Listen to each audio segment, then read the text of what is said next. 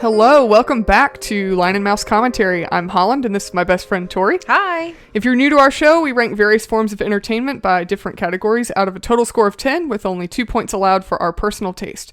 Don't worry, we break down everything as we go. Feel free to agree, disagree, or just find something new to enjoy. Just be sure to tread lightly. There will be hot takes and spoilers. And cut to the intro.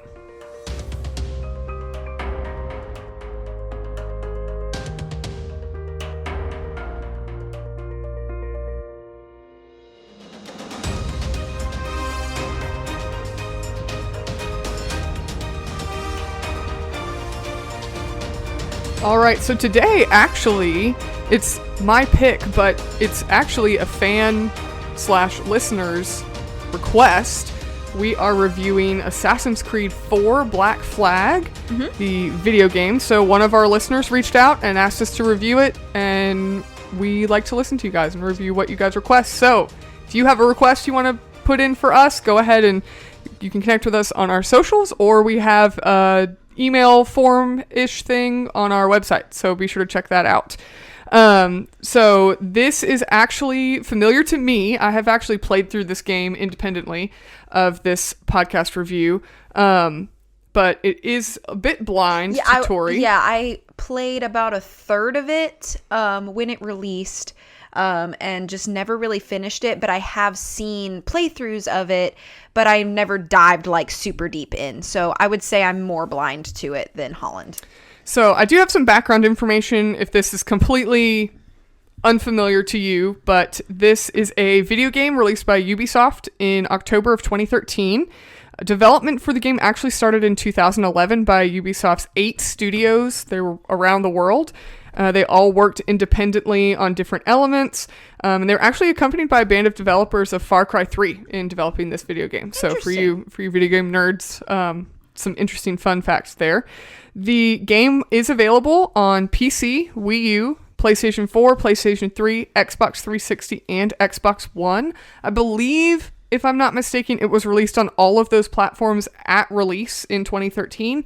And then in 2019, the sort of remastered-ish version was ported to the Nintendo Switch as part of a Rebel Collection compilation game. So that's actually the game that I played, because at the time of when I played through, I didn't have a PlayStation 4. I did have a PS3, but didn't play it as frequently. So here is the kind of synopsis. I've kind of pared it down because the synopsis on Ubisoft's website is very lengthy. So I've kind of pared it down, but this is from their website that you can still read the whole thing on your own if you want. But it takes place in the golden age of pirates. That is their terminology. Assassin's Creed 4 Black Flag begins in 1715 when pirates established a lawless republic in the Caribbean and ruled the lands and seas. Stand among legendary pirates such as Blackbeard, Calico Jack, Benjamin Hornigold as you establish a lawless republic in the Bahamas and relive the truly explosive events that defined the golden age of pirates. From Kingston to Nassau, explore 50 unique locations where you can live the life of a pirate. Captain and customize your own ship, search for lost treasure, hunt rare animals, and loot underwater shipwrecks. Into this world sails a young, cocky, and fearsome captain named Edward Kenway. His skill with a sword and disdain for authority earn him the respect of the pirate legends like Blackbeard. Get to know Captain Edward Kenway and his host of fearsome pirate allies like Charles Vane, Anne Bonny, Calico Jack, and Blackbeard.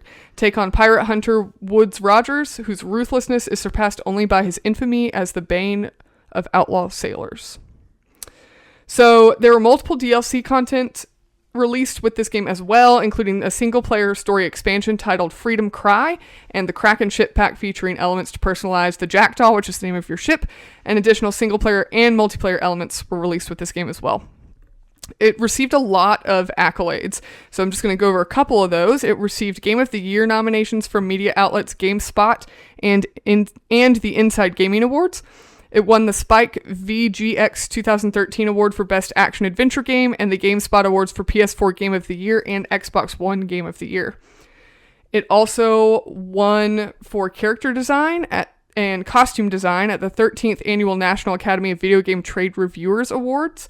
It won IGN's Best of 2013 for Best PS4 Multiplayer Game, Xbox One Game of the Year, Best Xbox One Action Adventure Game, Best Xbox One Story, Best Wii U Action Adventure Game, and Best Wii U Sound. Wow. It won Hardcore Gamers Game of the Year awards in 2013 for Best Adventure Game and Best Sequel of Sequels, because it does continue the Assassin's Creed game series. It won Official Xbox Magazine's Game of the Year for Best Action Game in 2013.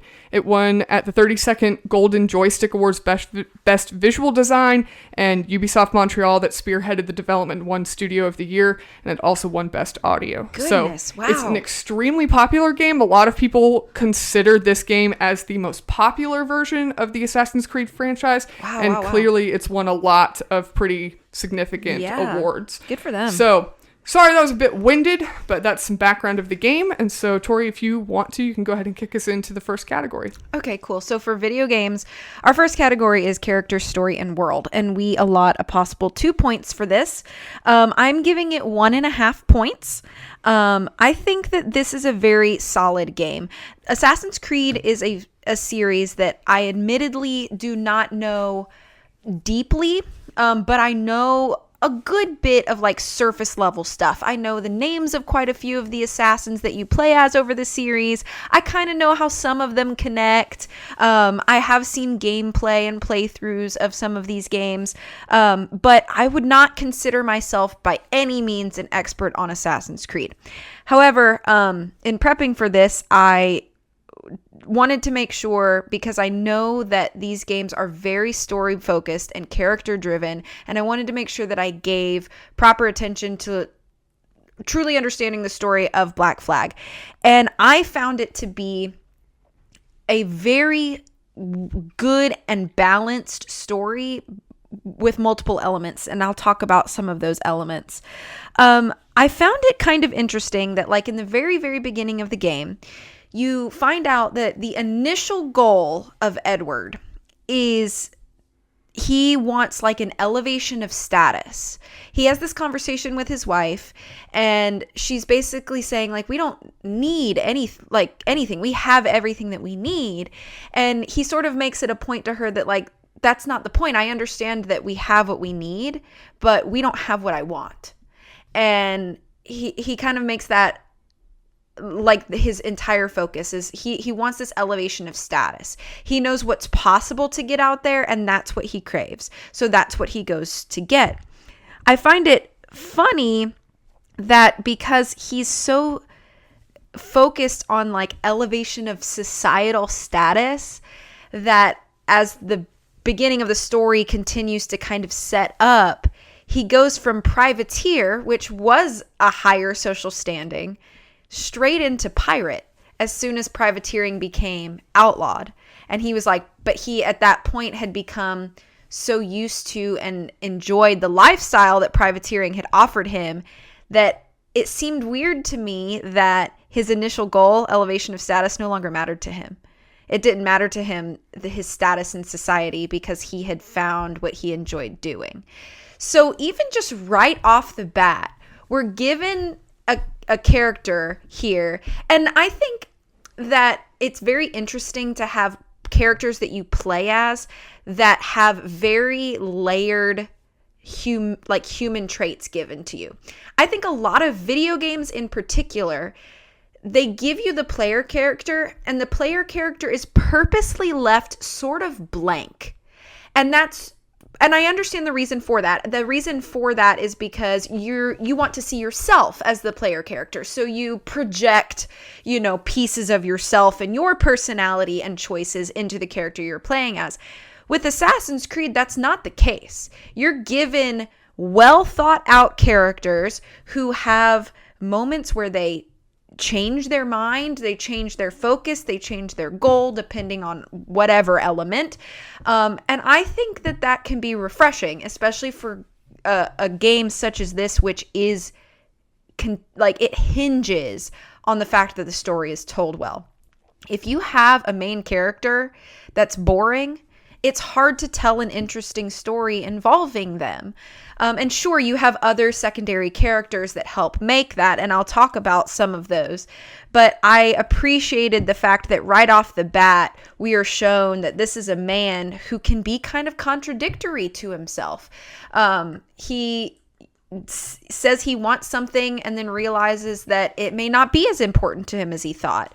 And that can cause problems in ways, and it can also kind of push him and motivate him. So right off the bat, I think I appreciate the fact that we are given a look at Edward Kenway and that he is not a one-faceted hero or protagonist, I should say. Overall, character design in this game is top tier. It is every single character introduced in this story, and even characters that are what you would call an NPC, for lack of a better term, they all fit the world, and not just the world as a whole, but the specific locale that you may be in any given moment in the game. And like you mentioned in sort of the, I guess, just like summary information about the game, there are lots of locales in this game. You're not stuck in one city. You are not stuck in one area. You have tons of area in the Caribbean to explore. And when you move about, every character that you come across, whether you talk to them or not, they all blend seamlessly with where they are. And I really appreciated that. It made the world feel very real.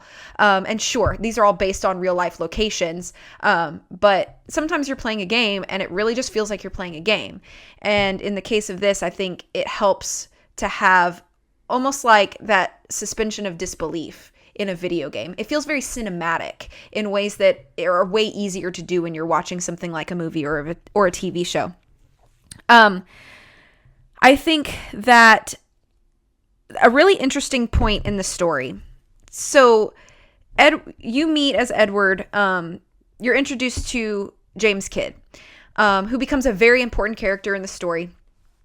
And that moment is pretty pivotal, because not only does Kidd realize that you as Edward have a few of the like assassin qualities that like other assassins possess. So it's a little important to the story of you as the protagonist.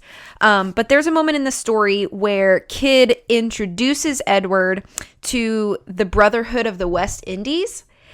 And this moment in particular, I felt like really expanded the world and the stakes, because earlier in the game, when Edward kind of doesn't really know anything about the assassins and the Templars, he gives, inadvertently, not realizing what he's doing, he gives the glass key to the Templars, leading them to the location of the Brotherhood in the West Indies, where they are fighting now. Like there is a war between these two groups of people.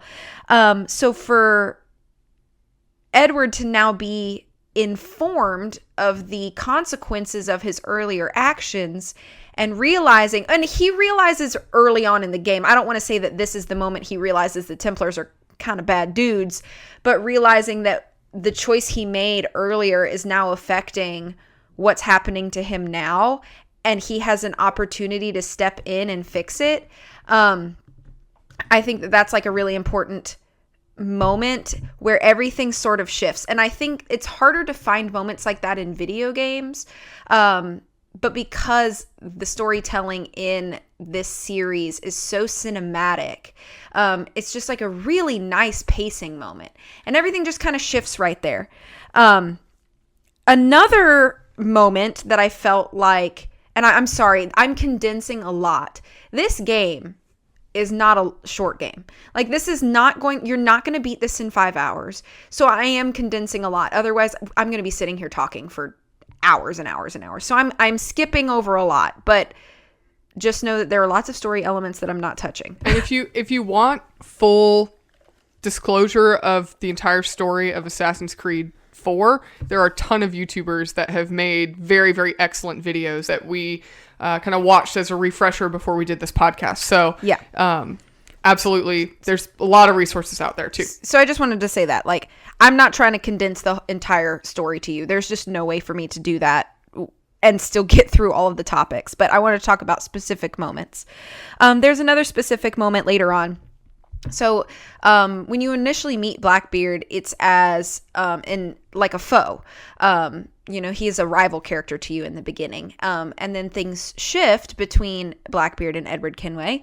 And he becomes an ally later on in the story. And then, spoilers, and then Blackbeard dies. And Blackbeard's death, you can see it in Edward. It spurs a harder search for the observatory to try, and it all links back to his previous decision to give the glass key to the Templars. During that same time, Edward did take a sketch drawing of what he learned to be called the observatory. But while we know that Edward has been attempting to locate this observatory, it's been at kind of a casual side questy type pace. It hasn't been a focus for Edward. He hasn't put a lot of weight into doing that. It's kind of like, yeah, like I want to do this, but it'll just happen when it happens. Blackbeard's death is what changes the momentum for Edward. And he's like, we have to focus on this now. This is our goal. We need to get this done. I also think it's really refreshing to find that not only do you see Edward change and grow as a character, but you also see his relationships with other characters change him, and they get changed by Edward. It's just really nice. I'm so tired of video game characters that just stay the same from the beginning to the end, and I want to see growth in these characters the same way that I want to see growth in any other media. I think that sometimes video games get so wrapped up in the mechanics and gameplay that the story sort of takes us a back seat, and I think it's easier for that to be acceptable, I think, sometimes depending on the type of game that you're making. But really, any RPG, any story-driven game, you should have your characters and your world be shifting and changing as decisions are made. And that's just so evident here. I think the voice acting is great. It's so great. I'll talk a little bit more about some of the mechanics that I noticed about the dubbing. But as far as the delivery of lines, I think it's all done very, very well. There's also a little mention of Charleston, which I think is fun. Just having like a little bit of knowledge about kind of what's going on in a story is always really nice to me as like a viewer. But knowing that they touch a lot of the like popular piratey destinations of that time, it's just refreshing to know that they did their research as far as historically, what cities were prevalent at that time, what characters were frequenting those locales at the time. They really did their research, and it's very evident in this. The only reason I didn't give it full points is because if you're familiar with the Assassin's Creed franchise at all, you'll know that when you are playing as the assassin, it is actually a simulation. It's called the Animus, I believe. And that's not like actually you. You are not actually the assassin. You're like, their memory is like downloaded into you. It's like a weird VR kind of situation. So there are moments in Black Flag where you can step out of the Animus and play as yourself.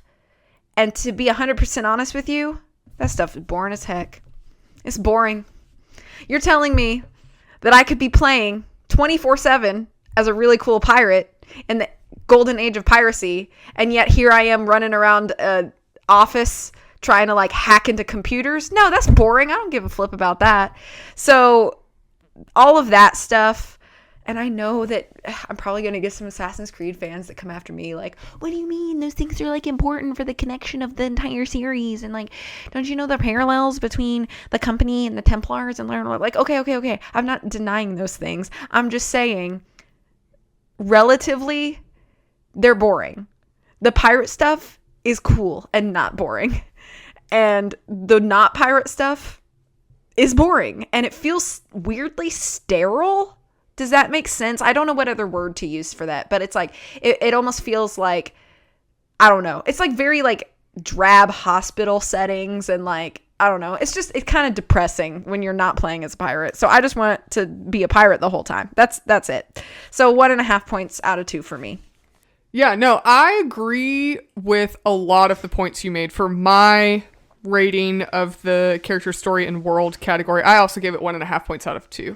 And you touched on a lot of the points that I agree with, and I think that this is such a great story-driven game series overall. I think that's one thing that the Assassin's Creed franchise does really well, is that they really enrich you into a well-written story that does feel very cinematic. It feels like a film script that you're playing through as the main character.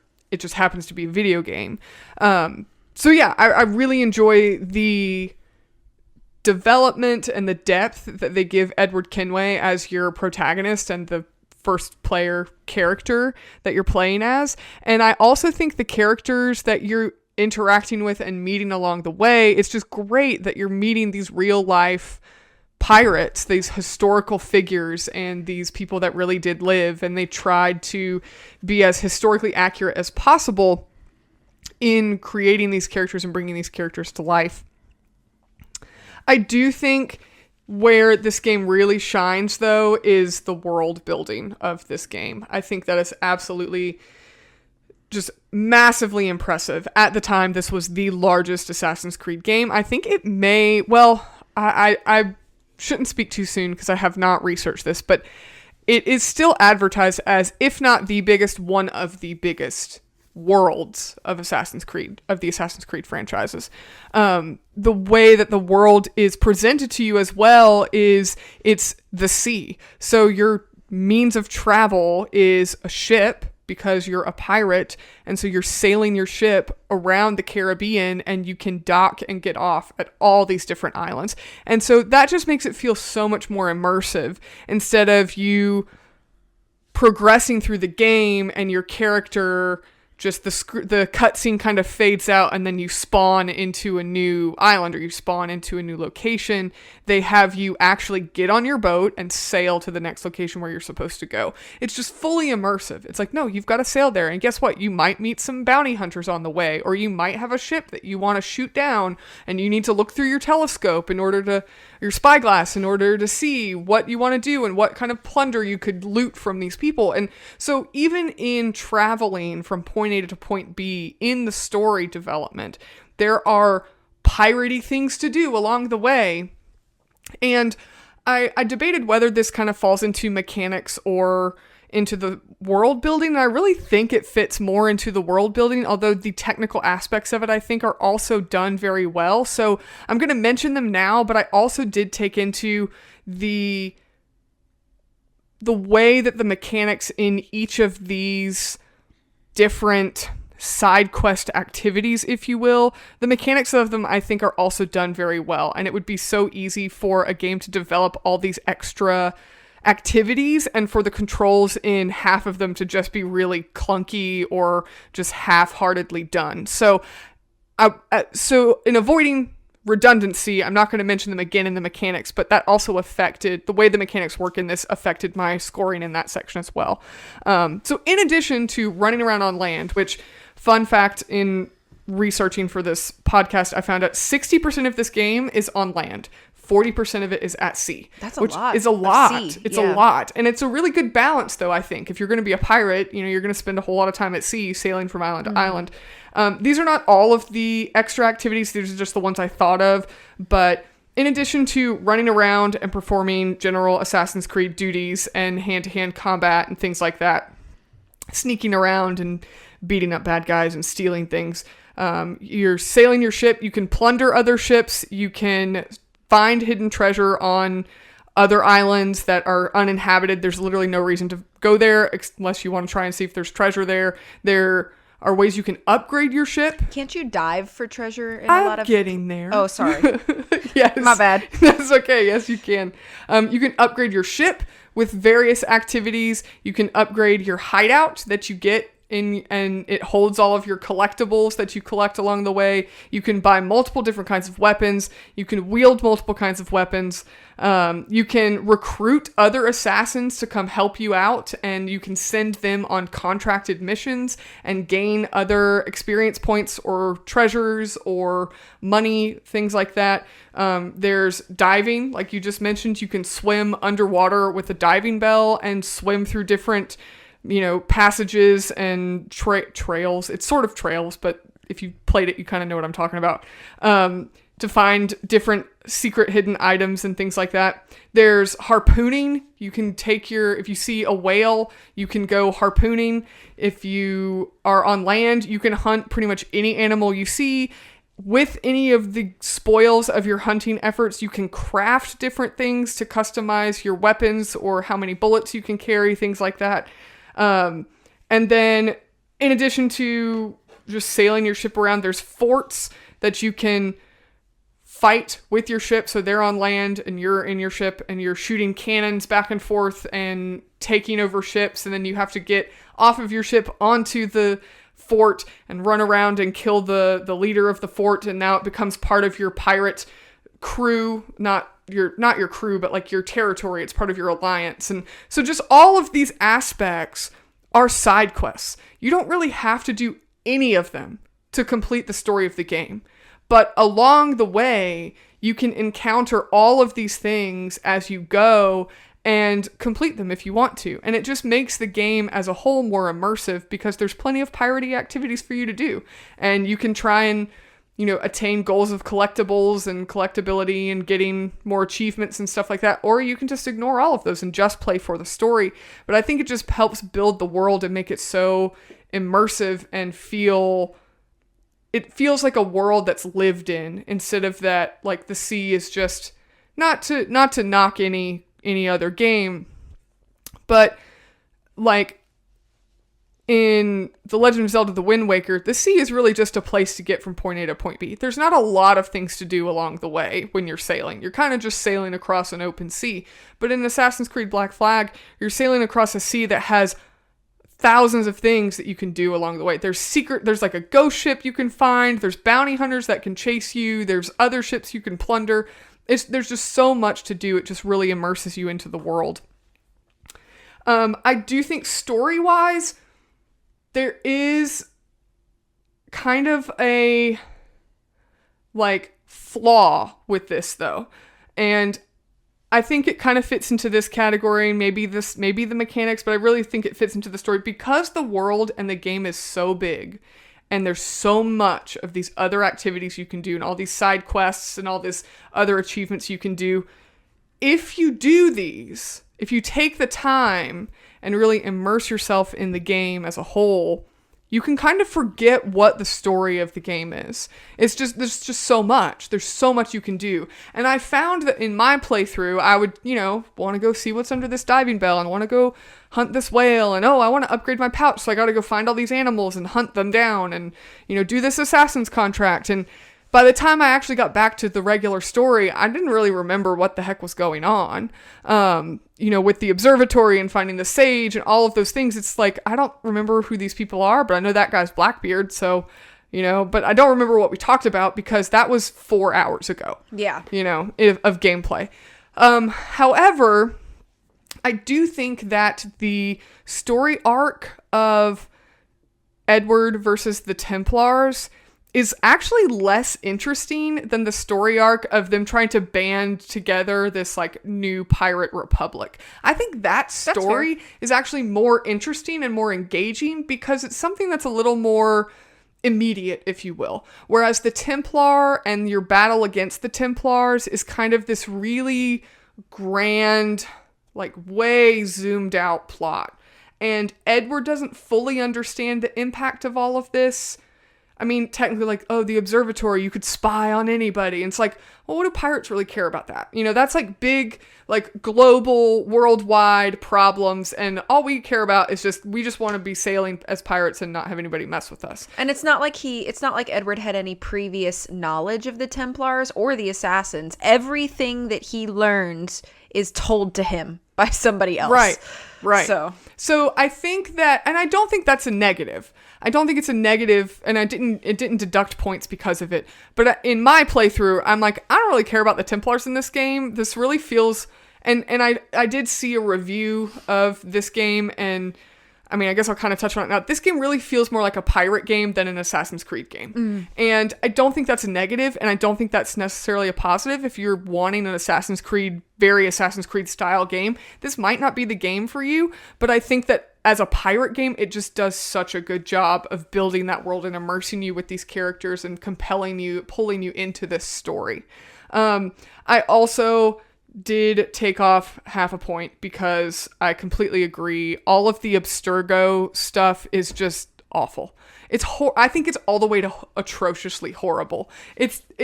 I think that in the first 3 Assassin's Creed games, meaning Assassin's Creed 1, 2, and 3, which I've not played 1, but I have played 2 and 3, and I've played multiple of these games, but in Assassin's Creed 1, 2, and 3, the Abstergo plot was very integral to the plot of those games, and I felt like Assassin's Creed 4 was the perfect time to just reset and get Abstergo out of the story. I think at that point, nobody cares about Abstergo and their plans as the covert modern-day Templars. Nobody cares. People pick up Assassin's Creed Black Flag because they want to play a pirate game. Yeah. They don't care. And a lot of people that picked up Assassin's Creed Black Flag because it was released on the Nintendo Wii U and PC, Xbox. I think, if I'm correct, this was the first Assassin's Creed game ever released on a Nintendo system. I believe so, yes.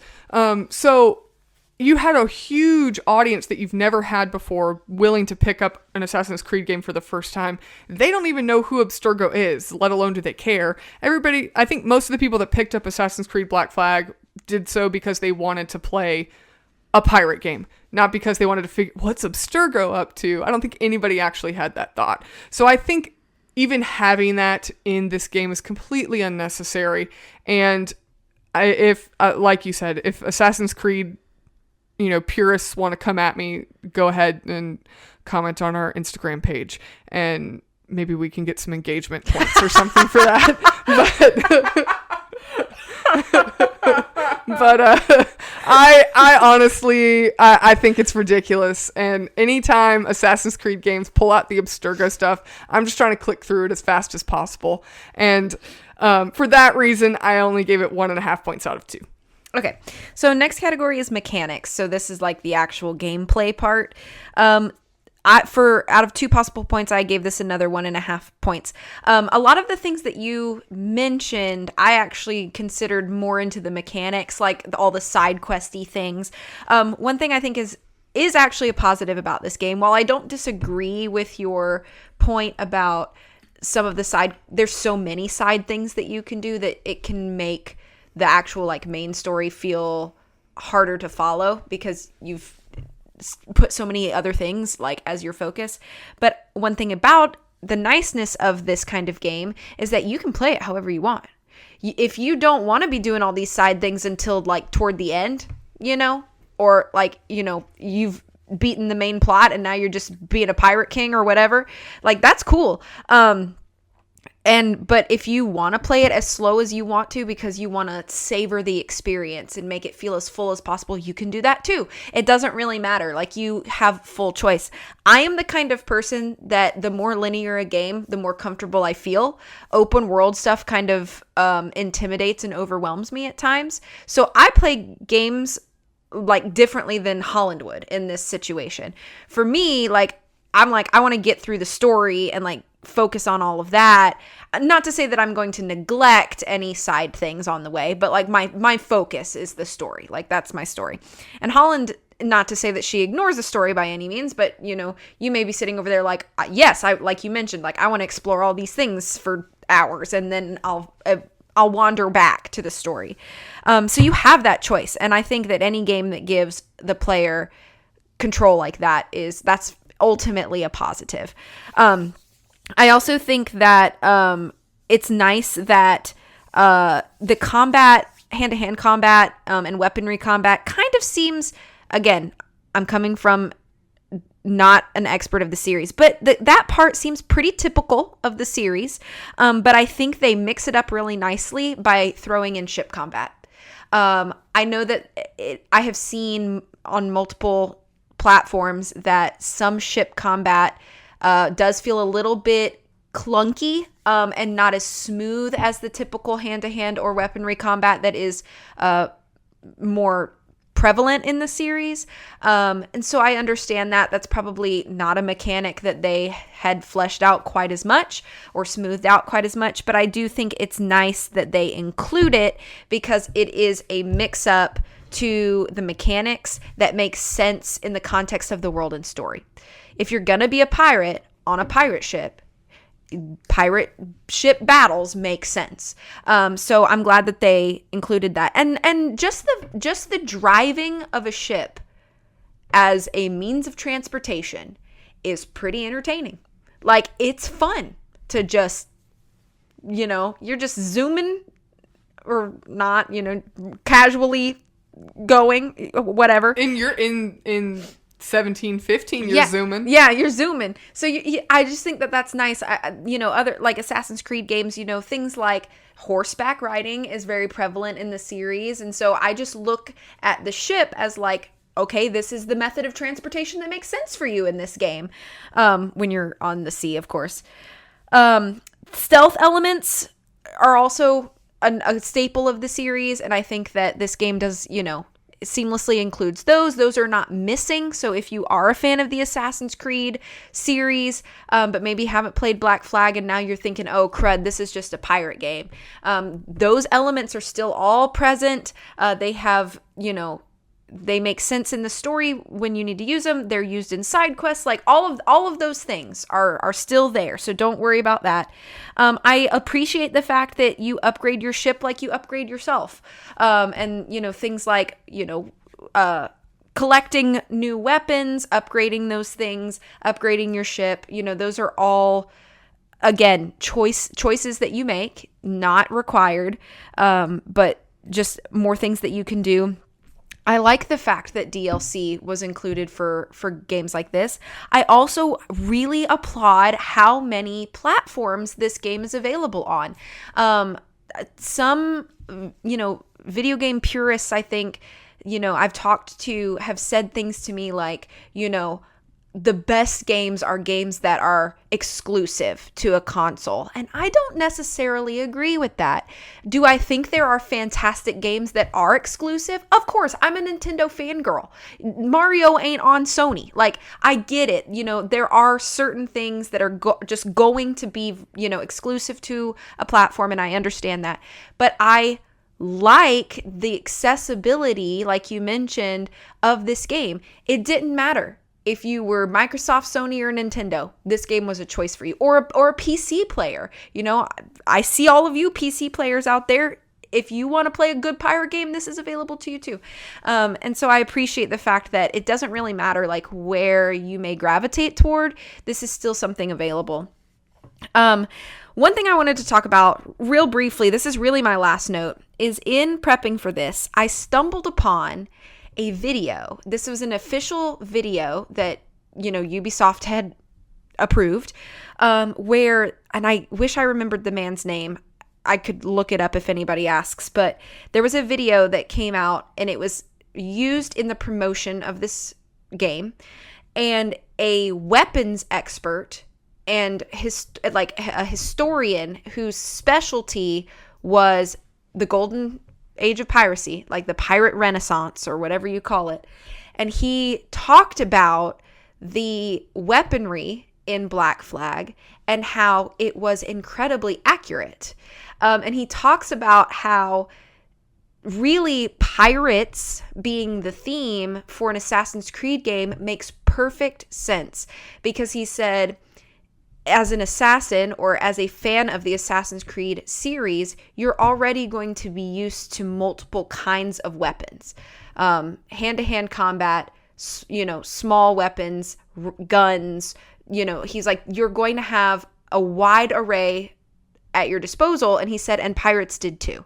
And he was like, so it all makes sense that you would have cannons, but you would also have swords, but you'd also have, guns and all sorts of other things. And he said, and that your pirate characters would also be good at hand-to-hand combat and could throw a punch. He said it all makes sense.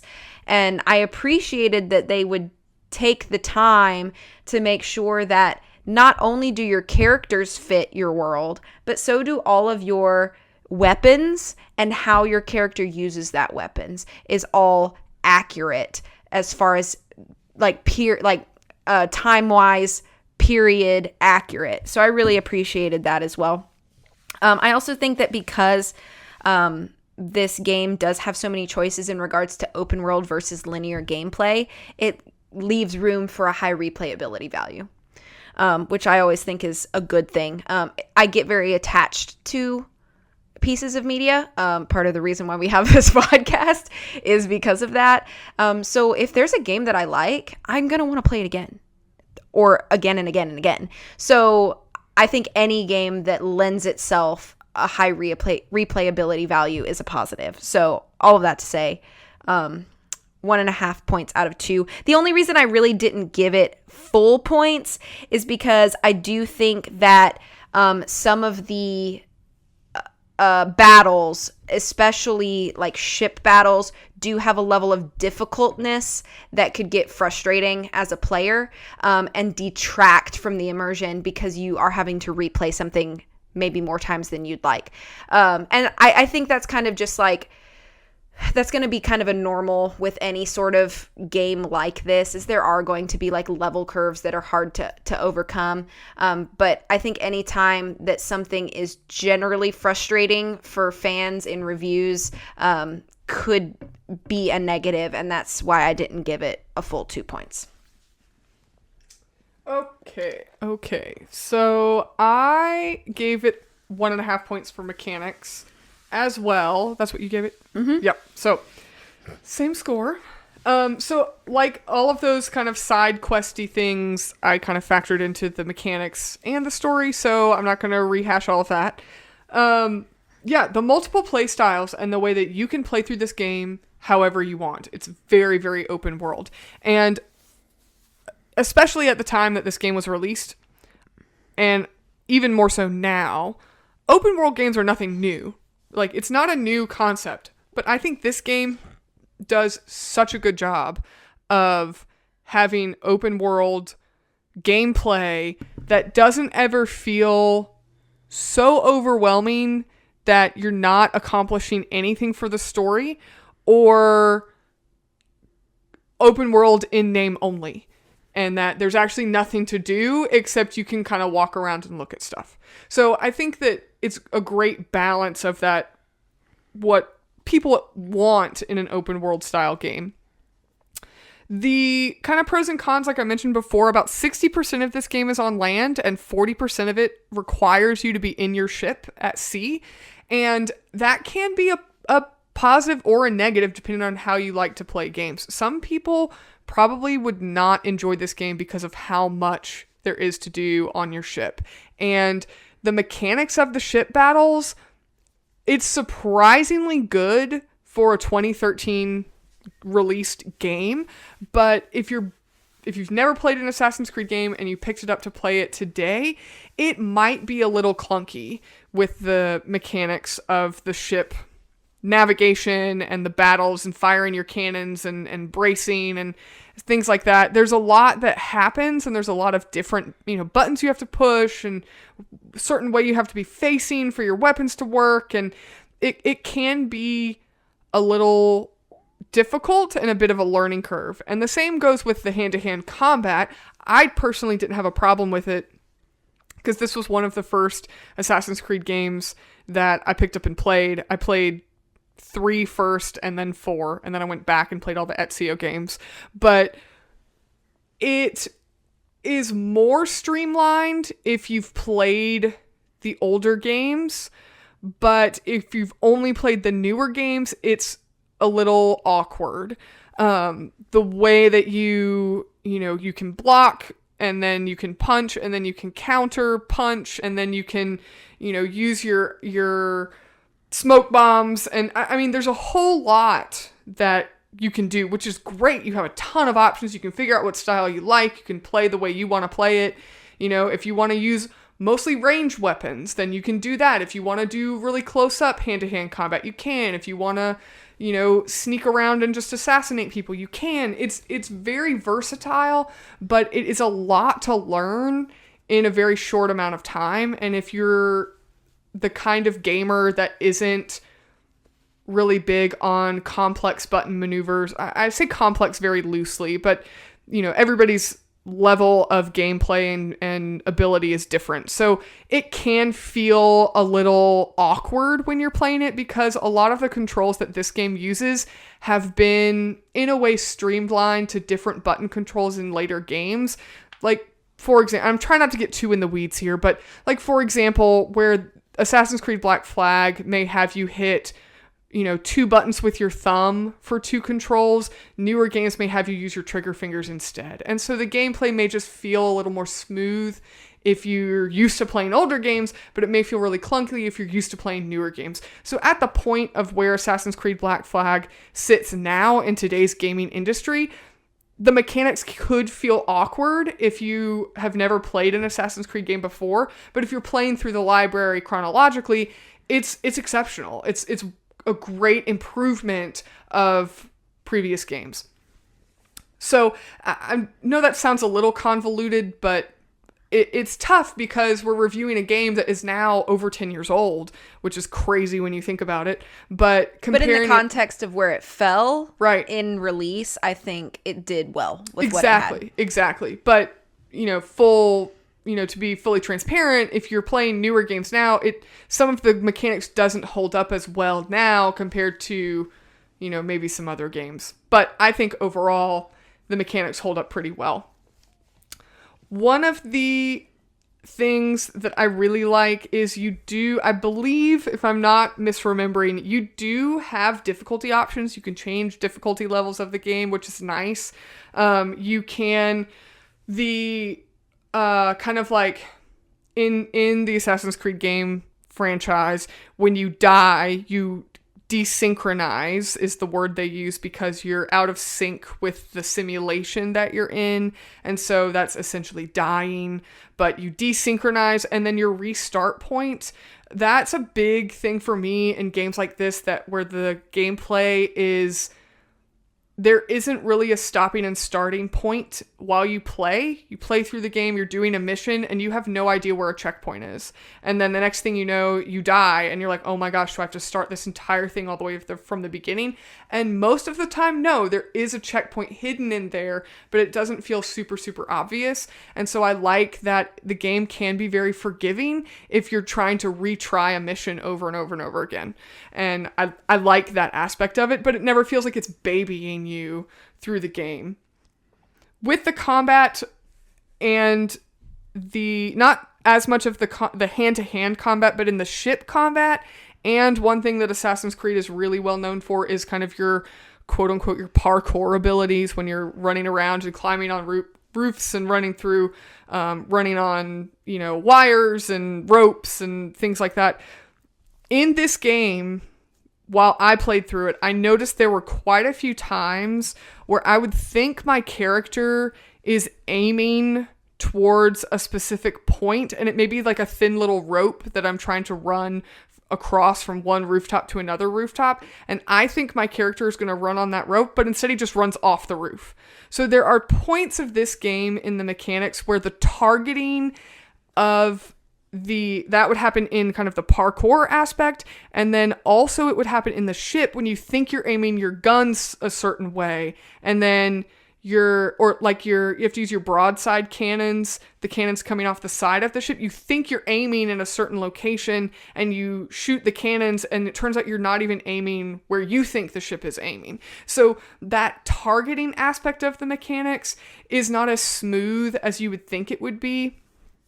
So in playing through something, and if you're in like a really tense moment, it really feels frustrating when you're like, I was running away from these people or running to catch these people, and I thought I was going to run along this thin point, or I thought my character was aiming for this specific location, and it turns out I wasn't, and now I have to, start all over again. So That's really the only thing I noticed specifically in the gameplay of this game where I was like, this feels like a bug. It almost feels like a bug because it's just that bad. And it's really not a bug. It's just that, it's not a perfect game. It's 2013. Like, it's not a perfect version of a game. A lot of that stuff takes time to clean up and streamline. And so it did the best that it could.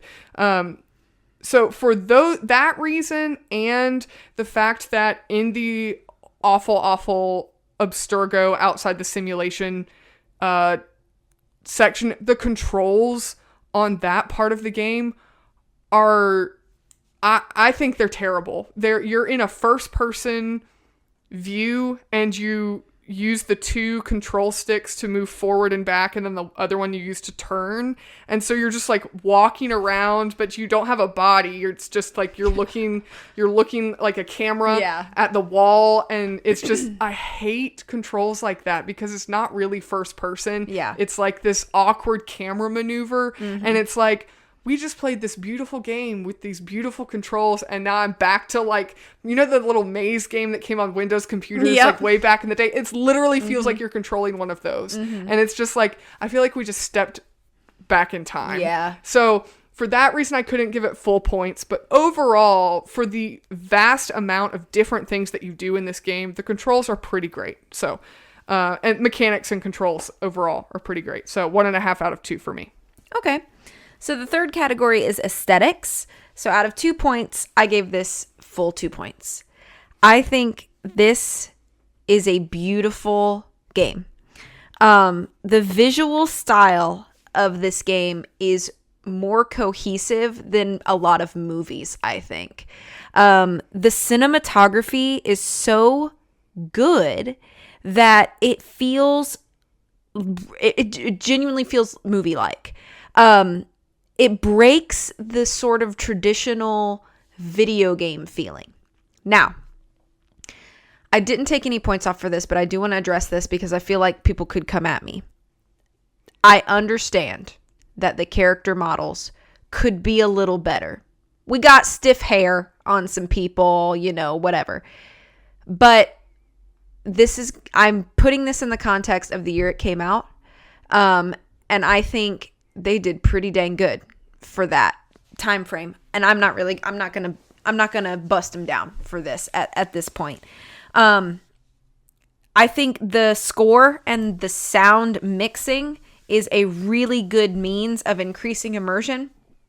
And what I mean by that is every sound effect, every rustle of hay that you jump into from a high point, every crouch noise, the sound of like, I don't know, horse hooves or dog bark, or like the jingle of somebody's metal on their clothes. Like all of these tiny little details are included as you walk by.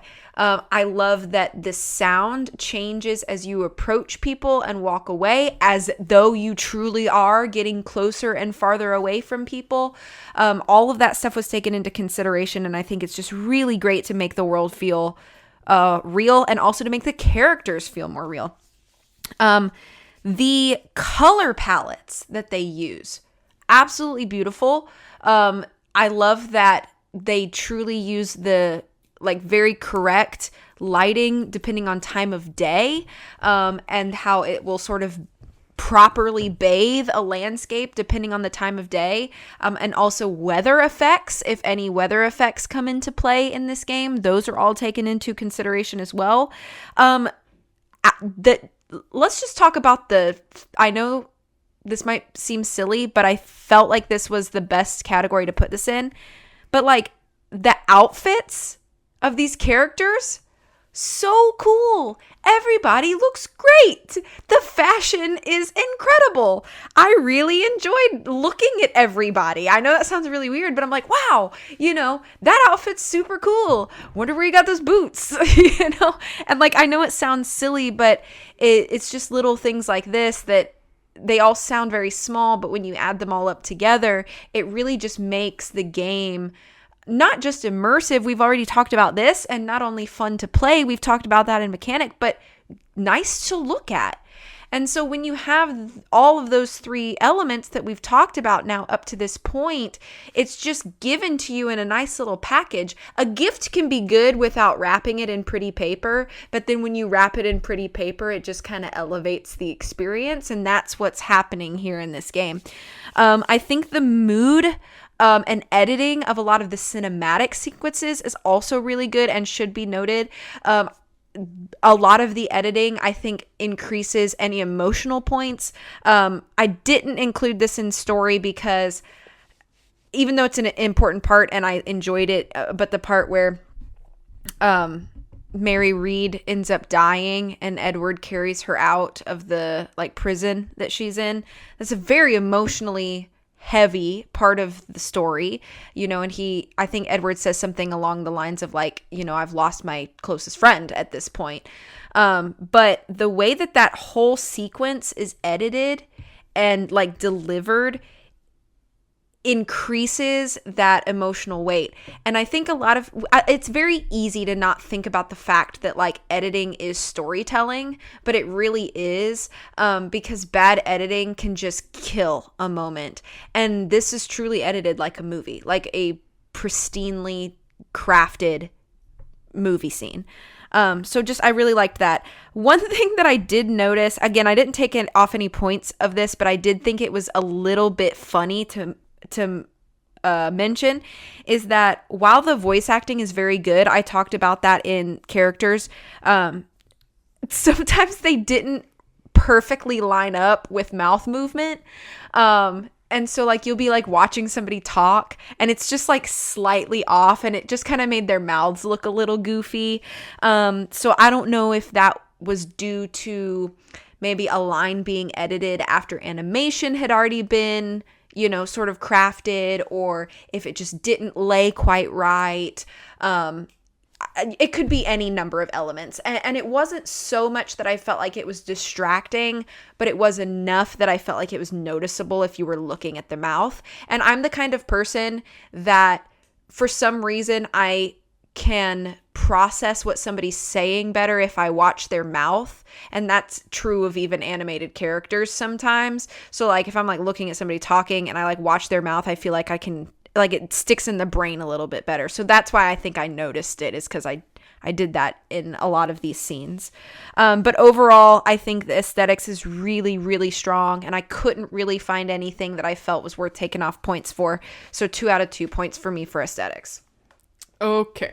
So I actually gave this 1 out of 2 points for aesthetics, and interesting. I think this game in general was really hard for me to score and critique, and I agree that the graphics are really done well in 2013, but I don't think they hold up 100% today. And this could be because of my experience in playing the game, because I have not played this game on a PlayStation or an Xbox platform, which are known for having better graphics. And I don't have a PC, so I've not played it on a PC. I played it on the Nintendo Switch port, and the Nintendo Switch is known for not having as quality graphics as Sony, Xbox, or PC. So I understand that can affect how I perceive the aesthetics of this game. Sure, yeah. But I felt like it was most accurate to just go with what I know and to score it as the way that I played it. And I have not played the game in a good while, so I actually put it in today before we decided to record, and played through, just kind of ran around a bit on the island and said just to verify if the mechanics are what I remember them, if the graphics are what I remember them. And the graphics, if you've played any of the newer Assassin's Creed games on the PlayStation 4 or 5, specifically on the PlayStation 5, these graphics do not hold up compared to current games. I'm playing through Assassin's Creed Valhalla right now, which I know has some mixed opinions of, but the graphics on that game compared to Black Flag, I wouldn't say there's no comparison. It's just you can't even compete. But it's very clear that these are games that were made 10 years apart, and it shows. And so I do think that the world building and the visual building of the world is exceptional, but the specifics of the aesthetics I don't think are as good as some more current games. And maybe that's just because that's just because I played the Nintendo Switch version. I didn't download the PS4 version onto my PlayStation, to play it. Currently, maybe I would have a different opinion, but I do think the character customizations, the costumes of the characters, just the different physical appearances of the characters are done really, really well. It's not like all the pirates look like copy-paste versions of each other. Meaning the main side characters, some of the NPCs that you like jump on a ship and there's a bunch of like British soldiers. I mean, they all look like copy paste versions of each other, but that's to be expected because they're NPCs. But Blackbeard has a different facial structure than Calico Jack, so they do look like different human beings that have different, build and structure and, physical appearances. The weapons customizations are fantastic. The different weapons that you can use in the game, all of them look fantastic. It's not like they just have... They literally will list in Assassin's Creed games like, this is a 18th century French rapier. And that's literally what they modeled that weapon after. It looks like a real one. So just very, very great attention to details in all of the aesthetics of the game that really just fill out the world as a whole. The water graphics, though, when you're sailing on the ocean, really does hold up very well. Water is so hard to animate. Fire is so hard to animate. And it really does... I got to give them props there. They decided to make a game where 40% of the game takes place at sea and the ocean doesn't look like a big blob mass. It looks like an ocean. So I got to give them credit there. I think two kind of big reasons though, where I think this game kind of falters a bit is I believe at this time, I know they do now, but I believe at this time, Ubisoft was using motion capture for their characters and their cutscenes. And where I can be kind of forgiving to animations in gameplay, there are some parts where the cutscenes, like the motion capture doesn't quite land all the way. It's like their facial expressions might be just a little bit off, or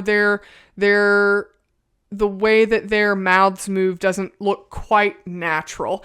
And I think that is probably because of the motion capture element isn't quite technologically advanced to make it believable. But I wish that at least for the cutscenes, they had hired some people to clean up and animate so that it was more like a 3D animation process instead of straight motion capture process. I don't know how that process works. I'm really not super familiar with what kind of work that would require, but we've seen video games where they don't use motion capture and it's 3D animated and it's done very nicely, and the animation is animated very well and it looks natural because somebody is physically animated and making that person's face move the way it should. And I feel like there were times where the motion capture was doing its job, but there were parts where it didn't seem supernatural. Like, not supernatural, but it didn't seem very natural. And where I can fully accept that in the gameplay, because you expect graphics to be a little off because it's an extremely complex process while you're playing the game. But for the cutscenes, when you're essentially watching a film, I wish the motion capture, there were some parts where I feel like the motion capture wasn't quite what it should have been. And even though it's 2013, like, there were still a lot of pretty impressive 3D animated films and special effects out in 2013 that I think could have had better cutscenes. And because this game is so cinematic, I feel like I would have liked to see a little more improvement in that. The other thing with this, and Tori's probably gonna not like me because she actually mentioned it as a positive, but I think the score of this game is a missed opportunity. What? I think the score sounds like every other Assassin's Creed game. And it's great, but they have a huge missed opportunity where they could have had some really piratey sounding music. And I feel like most of the score in this game just sounds like Assassin's Creed music. Maybe the reason that it's not a bother to me then is because I am such a novice in regards to like actually diving deep into the series. So that's not even something I noticed. I just thought it was a good score. I didn't think in my head, oh, this sounds like every other Assassin's Creed game, because I just don't have that kind of experience with the series. So I guess it's not necessarily that I disagree with you, but because our experiences with the series are very different, that what was a positive for me was not for you. Interesting. Yeah.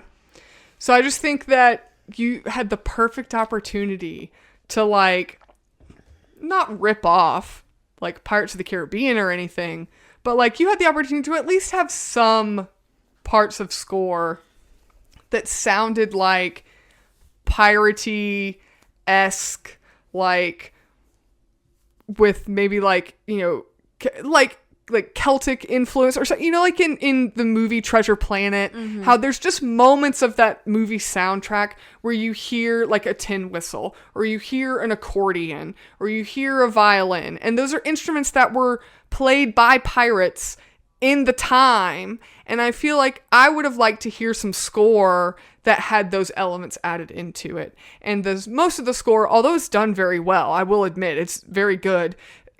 It could be, you could close your eyes and play the score to Assassin's Creed Black Flag. And maybe this is a hot take, but I feel like you could play the score to Assassin's Creed Black Flag with your eyes closed and you wouldn't be able to tell which game it came from. And I think that because this game is so distinct and unique, that they had a perfect opportunity to play really piratey sounding music without it being a distraction to the game. And they didn't. I even went to the soundtrack on YouTube and like just tried to tick through the different tracks, and I was like, maybe I'm wrong, maybe I'm not remembering it correctly, but there really isn't anything that sounds like it should be piratey sounding music. So maybe that's more of a personal taste, but I also think it's kind of I think it's more so me comparing this to other Assassin's Creed games than me comparing it to itself, but that's was, I think, a missed opportunity. So overall, I think it's done very well, but I gave it 1 point out of 2 for aesthetics. All right, so our fourth category is personal taste and preference. So out of 2 points for this category, I gave it 1. And that's because pirates are so cool. I've said this before on the podcast because we have covered other piratey things on this podcast, and I have an affinity for pirate things. I think pirate things are fun. I like it. It's like, I don't know. It's like one of the adventure niches that I just find myself enjoying a lot in a bunch of different iterations. So I just like pirates. So of course I'm going to enjoy Assassin's Creed Black Flag. It's a pirate game. But I couldn't give it full points, and that's because this is a pirate game, but it's also still sort of a open world action adventure game, and at its core, that is not the genre that I fall into. It's just not. I play games, like I mentioned earlier, the more linear the game, the more comfortable I am. I really like turn-based combat over action combat. This is not turn-based. I enjoy things like puzzle games and mysteries and stuff like that. And while, this game may have small elements of those things in it, at its core, this is an action-adventure RPG. And while I can appreciate everything it does and say that it does what it's trying to do very well, that doesn't necessarily mean that this is going to be the genre of game that I gravitate toward. Will I pick it up sometimes? Yes, I will. But I never finished it. Not on my own. And I don't know if I ever would. I could try. I think I have enough motivation, I think, to go back and try, specifically with this game. But I don't know. I've never picked up any other Assassin's Creed game on my own. I'm content just watching them. So because of that, I felt like it would be a little bit too much for me to say. It sounds weird, but I felt like for me to give this 2 out of 2 points would have felt like more of a commitment than I've ever actually given to this series. And I didn't want to do that. So I wanted to be fair and acknowledge that I love a lot of the things that it did. But at the end of the day, I'm probably just going to go play more Pokemon. And I hope that doesn't sound terrible of me, but like that's the honest truth is just, and it really comes down to just the mechanics and just the structure of the game for what it is. And it's not a knock on it in any way. It's just not the kind of game that I find myself like comfort, it's not like a comfort genre to me. This is an out of my box kind of game. You like what you like. Yeah, I like what I like. So 1 out of 2 points for personal taste. Alrighty. I gave this 2 out of 2 points. I went back and forth. I didn't know if I would give it 1.5 points or if I would give it 2. But I ended up giving it 2 out of 2. I feel like that's a pretty solid game that I like, even though I just eviscerated the aesthetics of it. But you're not playing it for the aesthetics. That's what we learned. Right. I really do enjoy the Assassin's Creed franchise, and I think Black Flag isn't necessarily my favorite of the Assassin's Creed games, but I did significantly enjoy it while I was playing it. I thought that just the variety of things you can do and the variety of gameplay was just so enjoyable. And the fact that you can just explore the world however you want to was just so appealing to me. And it always felt in line with what your goal is as a pirate. It's like, I'm a pirate, and if I want to go find this treasure, I can. And if I don't, and I want to go hunting instead, I can, because you know what? I'm a pirate and I can do what I want. So it felt like it fit not just the main character's story, but it felt like just the general draw of a pirate-based adventure game was that you can do whatever you want because you're a pirate. And it was just really relaxing to kind of play a game where you can take it at your own pace and do side quests if you want to, and don't do side quests if you don't want to, and, you know, progress the story however you feel like you want to. And I really enjoyed that aspect of it.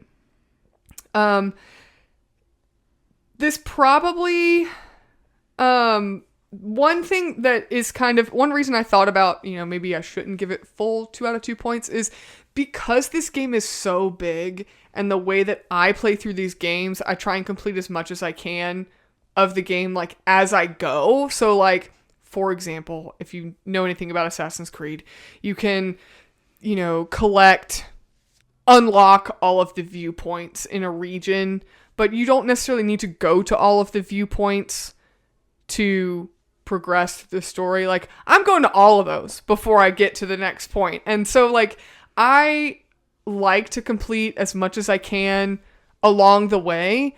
And so because of that, replaying a game this big is extremely daunting.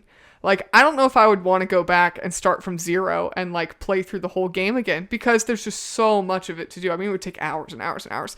And I've not played through the rest of the Assassin's Creed games. I'm slowly working my way through them. But it's like, I checked when I pulled my file up. I've completed 85% of the game, and I've beaten the game all the way through, and I still have 15% left to do. And I just don't even think that I could 100% it. There's just so much. Like, there's lots of challenges you do, and I mean, it's a ton. Like, buying all the upgrades, and it's a lot. It's a lot to do.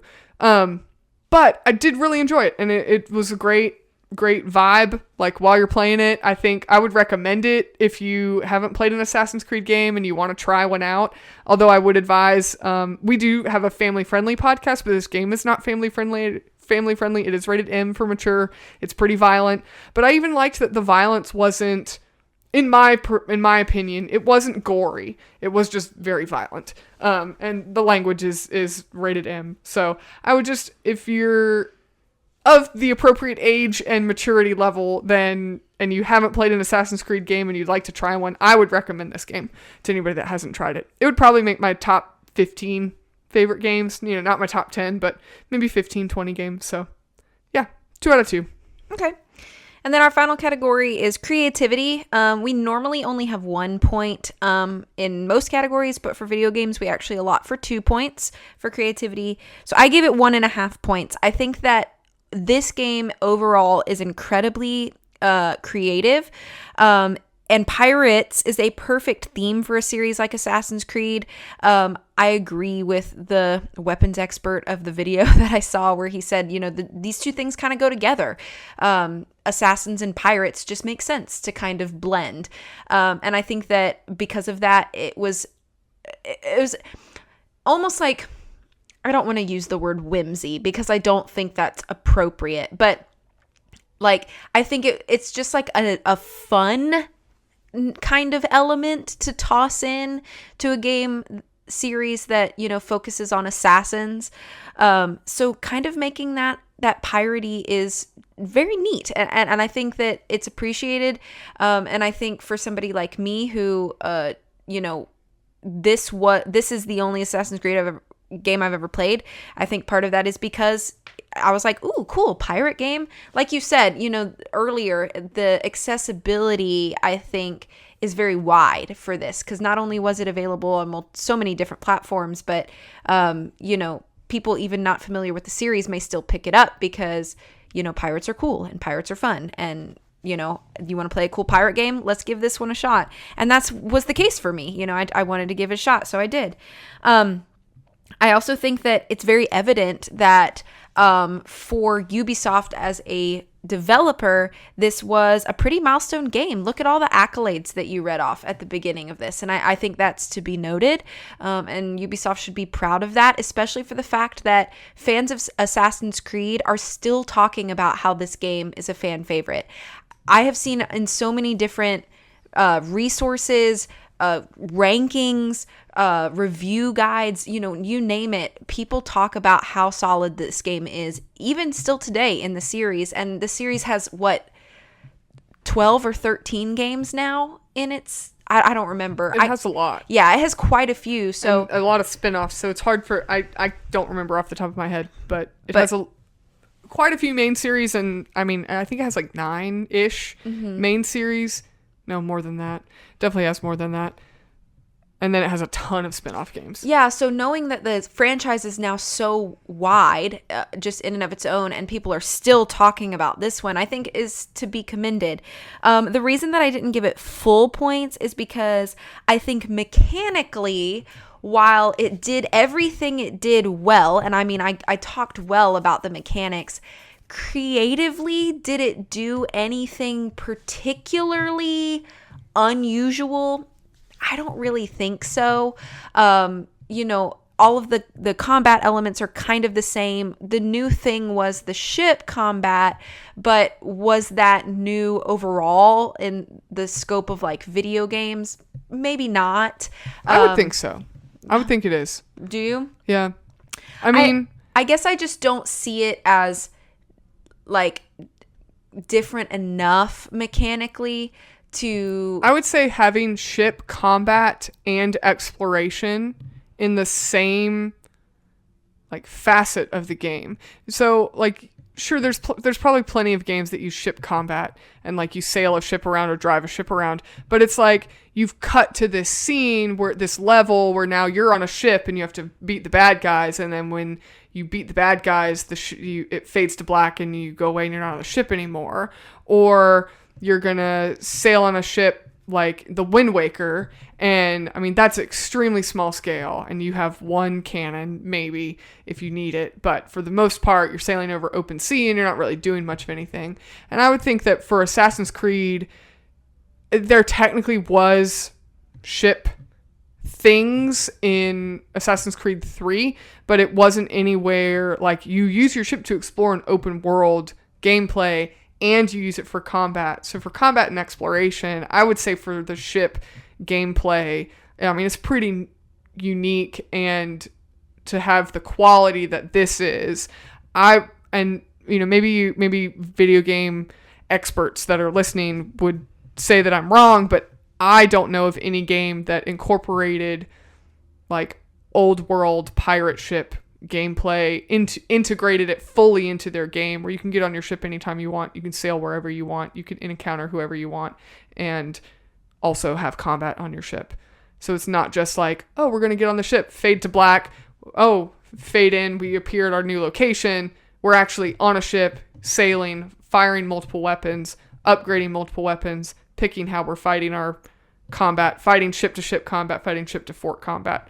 So I don't know of any game that's done it that in depth before Assassin's Creed Black Flag. Okay, but even like the ship elements aside, I don't know. I don't feel like any of the like land mechanics were necessarily different or creative enough that I felt like I was like wowed by the creativity of the mechanics at any point.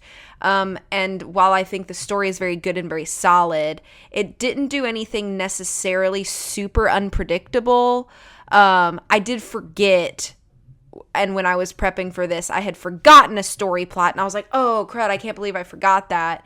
But it wasn't, I don't know. I didn't feel like anything was like so unpredictable, or like new in that regard. So I don't know. I didn't feel great about giving it like a full 2 points for creativity. So I settled on 1.5 for that. So. Okay. Well, I also gave it 1.5 points out of 2. I almost went with 1, but I think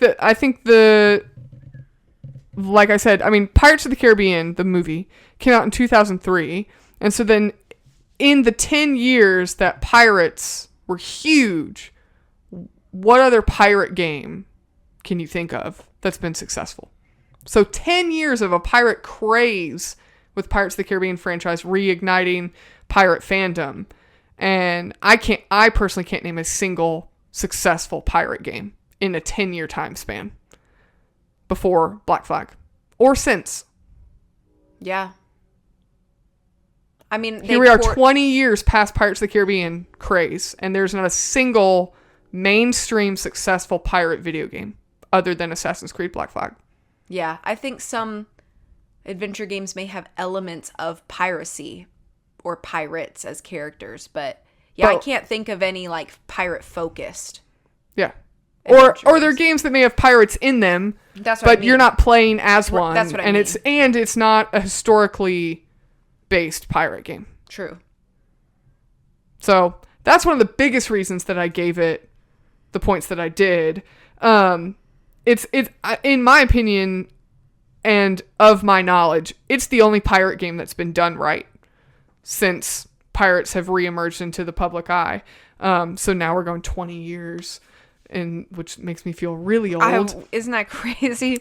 And the fact that it's historical pirates. It's not, Jake and the Neverland Pirates. It's not Jack Sparrow and, Pirates of the Caribbean, which you could say there are historic elements of Pirates of the Caribbean, but it's very fantastical. And the creators in developing this game went on record to say we wanted historical accurate pirates. We wanted these we didn't want Hollywood pirates. We wanted historical pirates and the things that historical pirates did, which were not always great things, but we wanted to portray it and use the historical accuracy and highlight historically accurate figures. And I think that that's extremely unique in the video game market, to have something that is benefiting from history instead of trying to only go into the realm of fantasy. Obviously, there are fantastical elements of this game, and there are, the assassins and the Templars, and all of that is not historically accurate per se, but everything else is grounded in some form of history and reality. And I think that's really unique to the video game market, whereas a lot of games are, playing, Halo or, all of these really, games that take place in space, or games that take place in, with a bunch of zombies, or games that take place with, there's a lot of fantastical elements of video games, and they just maybe borrow one little wisp of history to kind of kick the snowball down the hill, but then by the time it gets to the bottom of the hill, it has nothing to do with what the history is reflected. So for that reason, I think it gets a lot of creativity. The reason I didn't give it full points for creativity, though, is because it's not really new when you look at the Assassin's Creed games that came before. So Assassin's Creed games have been doing this level of work on their games prior to Assassin's Creed Black Flag. And the gameplay aspects where you're on land really feels like a good Assassin's Creed game. The pirate aspects, the ship aspects I kind of already mentioned, like all of that feels very new and fresh and different. And I think that there is something to be said that Ubisoft has not made a sequel to this game. Technically they did. They made Rogue, which was a much smaller game by comparison, but they have not made a game this massive and this complex with this kind of gameplay continuing the pirate storyline. They've switched back to different, time frames and different elements, and I think that's great, but I think there's something to be said that they made an impact of this game. They decided they wanted to do pirates, and they did it well, and they did it right, to the point where they don't really need to make a sequel, because people, like you said, people are still enjoying this game. And I think that that's just a testament to how well this game is done. And then one facet of creativity that we talk about is if it's like become iconic or a milestone game. And I would say this is absolutely a milestone game, in the sense that in the 20 years since pirates have come back into public, favor, there hasn't been a single pirate game that even could compete with the level of quality and the appeal that this game has. So 1.5 points out of 2 for creativity for me. All right. So what's your total score? My total score comes down to 7.5 out of 10. My total score is also 7.5 out of 10. Oh, sometimes that happens. It does. I feel like us. We're getting more in sync. We have more similar scores these past couple episodes. Yeah, we need to find something that's very divisive. Very polarizing. Yeah, so that like one of us loves it and the other is not a fan. Yeah. Or otherwise. Yeah. Okay. Are you ready for some lightning round questions? Yeah. I don't have a lot because you haven't really played this game all the way through yourself. Mm-hmm. So first question, how would you rate Edward Kenway as a protagonist on a scale of 0 to 10? And this is not like a he's a 10 but he's a pirate. Like this is like this is not that question. Okay, this is just like, so not like, do I have a crush on Edward Kenway? Right.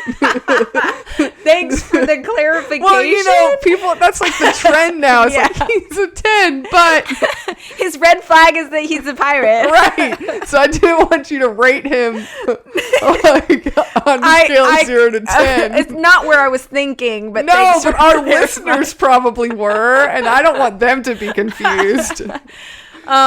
So I think Edward is very interesting, and very layered, and I think that he shows very different, like he shows a lot of moments of growth, and sort of like goal changing, and I think we get to see a lot of those moments. Do I necessarily like all of his choices and mindsets? No, not really. But do I still think they're interesting? Yeah. I think he's portrayed in such a way that he becomes understandable.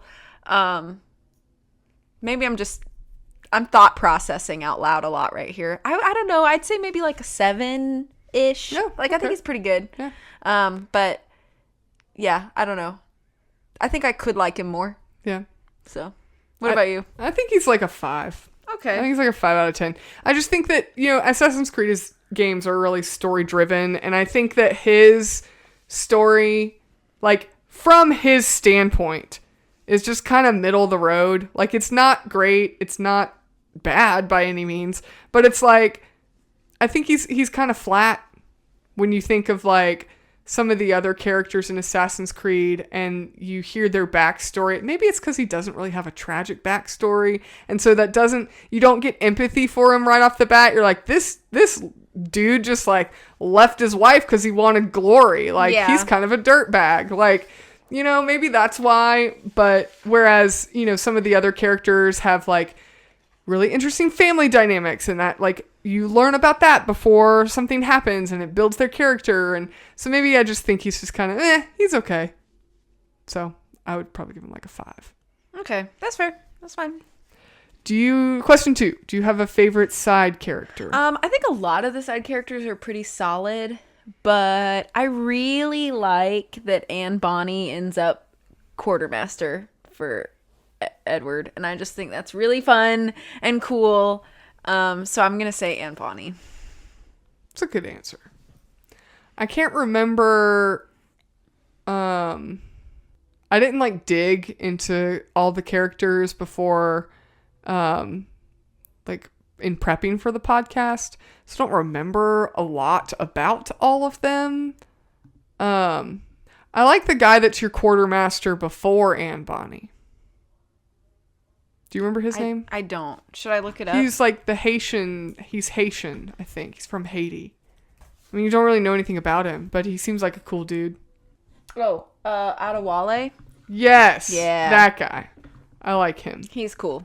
He seems like a cool dude. Yeah. I just remember thinking he was pretty cool. He is cool. He's got some great fashion, too. He does. Yeah, he's got the cool red sash around his belts. And then, like, the vest and everything. Yeah, he looks cool. He's a cool dude. Yeah. And I mean, he like takes care of your ship while you're like gallivanting around and like, I mean, he does a lot of stuff. He's the real MVP. Next question. Were you surprised by anything in this game's story? I don't know. I don't even know if I would say the word surprised, but one thing that I was kind of like, what about was it was part of the Abstergo bit when like the dude who's been like giving you intel over your earpiece or whatever, and he like drugs you, and then he's like, I'm the descendant of the sage. And I was just like, what? So I don't know if I'd call that surprised, but that is definitely not what I expected, nor did I think it was very good. Yeah, that part was really So stupid. I would say maybe that part, but I don't know if I would say I was more confused than surprised, but I don't think there was anything in like the main pirate storyline that I was really like, oh, or anything about. Like there were parts where I was like, oh, like this is good, but maybe not surprise. So I don't know. How about you? I was surprised that Mary Read died. Oh, okay. I was not expecting that. I was expecting her to like be part of the end credit scene or something, you know? Mm-hmm. So I was surprised that she died. Okay. I was also very surprised because I didn't know when I started this game. I didn't know anything about this game when I played it the first time. But I was surprised when you find out that Edward's son is Hatham. Oh, okay. That, I was like, what? I guess as for you as like a player of more games of the series, that's probably more of an impactful moment than it was for me. Yeah. So. Yeah, that surprised me. Which I know that like, I know some of the familial connections, but yeah, it just didn't have the same impact for me, I guess. All right. Did you have a favorite aspect of the gameplay? Like the ship battles, different exploration, hunting, harpooning? Honestly, probably just like exploring in the ship is just really fun. And just like sailing wherever you wanted and like getting out wherever you wanted. I think just like, I don't know, the exploration on land is fun, but like I think that the fact that like kind of like you mentioned earlier, like the ship is not just a means of transportation, like it's also a means of exploration, and I think that's really fun. And how realistic, I guess, the like seas feel with all of the like little ins and outs and little caverns and, you know, little like beachy bays that you can stumble upon, and all of those good things are present. And I think that it really helps kind of add to just the enjoyment of exploration as a whole, especially for someone like me where that can feel very overwhelming. I think the more fun that you can make that, the easier it is for me to want to do it. So yeah, I just like I'm that big side quester. So I liked all the different side quests you can do, and like the different like armor you can find if you like find all the Mayan stone points or something, and you get the, you know, all these different things that you can do to not just like explore, but you also get to, it all benefits you. And that's something I forgot to mention earlier. But I really like how this game, your side questing still benefits you because you gain experience and you gain like your like abilities or new weapons, or, you know, so there's always gain to your character through the story to make the gameplay more enjoyable. But yeah, I'm a big like side quester, so I liked exploring different stuff and like collecting things. I liked collecting the sea shanties because you can switch what sea shanties your crew sings while you're sailing around. So I liked collecting all the different sea shanties and stuff like that. So, yeah. So today's song assignment. Yeah, exactly. Did you have a least favorite aspect of the gameplay or the story? Yeah, I've already mentioned it. It's all the Abstergo stuff. Yeah, me too. Yeah. I just thought that whole part was just terrible. It just feels like yucky compared to the rest of the game. And the oh my gosh, I cannot believe I forgot to mention this. And the aesthetics of that point. That's another thing that caused me to give the aesthetics such a low score, was because it looks so janky. Yeah, like it looks, the colors are bad, the characters look bad. Even the 3D models like of the crap that's on your desk looks dumb. Like it all looks like it's 10 years older. It's like they put all of the effort into the pirate stuff, which I'm glad they put the effort into that, but then it's like there was zero effort left over, but this is still like required storytelling, right? That you can't just like skip past it. Oh, I hated it. Yeah, and it looks super stale and blocky and chunky and like, I mean, don't take this wrong way. It looks like an early Nancy Drew game. Yeah, like the graphics. Well, also the early Nancy Drew was made by a tiny studio in the late 90s. They did the best with what they had. Right. They weren't Ubisoft. Right. Exactly. Exactly. Yeah. I don't take that poorly at all. Yeah. All right. Last question. Would you ever attempt to play this game all the way through? Not 100% complete it, but just play through the game start to finish. Yeah, I think I would. I kind of mentioned this earlier, is like, you know, I think this game in particular encourages me enough with all of its other elements to like give it another shot and like sit down and actually play it through all the way through to myself. I don't think I would 100% it. I think I might stress myself out if I tried to. But I think as far as the story elements go, yeah, I think I would attempt to go through it again. Cool. Alrighty. Any final thoughts? No, I'm set to go. Okay, cool. Alrighty, well, thank you guys so much for joining us on this episode. We hope you had a good time. We did. But if you didn't, feel free to tell us why. You can get in touch with us on our socials or our website. Our show notes, Patreon, socials, links, and suggestion box are all on our website at lionandmousepodcast.com. You can also review this episode on whichever podcast platform you prefer and let us know what you think. It really helps the podcast out, helps us a lot. So if you take the time to do that, that would be great. But thank you guys so much for listening. We love just having you here to listen, and we will catch you guys in the next one.